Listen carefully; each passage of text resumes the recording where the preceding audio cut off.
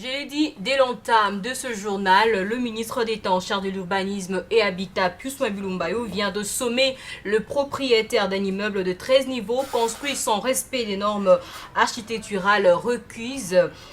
Alerté par la population, le patron de l'urbanisme et habitat y a effectué une visite musclée après la pluie qui s'est abattue ce matin à Kinshasa, présageant un danger pour les habitants de ce coin de la capitale. C'est un reportage du Olito Maké et Pamphile Papado, mais rendu par Irène Moussouné. C'est juste après la pluie qui s'est abattue ce matin dans la ville de Kinshasa que le ministre d'État, ministre de l'Urbanisme et Habitat, est descendu sur l'avenue Echichi, à la 7e rue Limité Industrielle. Ici, se construit un immeuble sans nom de 13 niveaux, sans normes architecturales. Pius Mwai-Bilumbayo Mukala qualifie cette construction anarchique de crime. J'ai vécu dans cette commune ici pendant plus de 40 ans.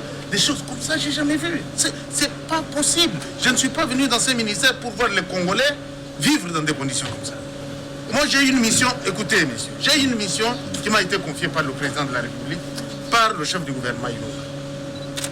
Je dois arrêter des choses comme ça, sinon je ne sers à rien.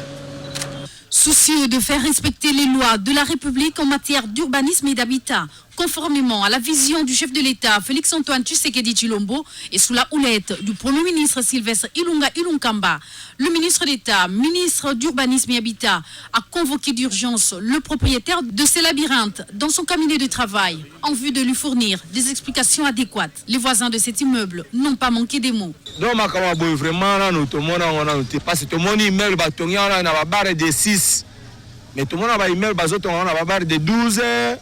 De 8, ils ont un risque. Je suis excellence à trouver les solutions.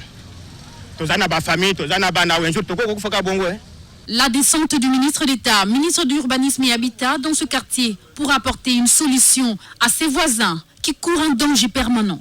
Affaire à suivre.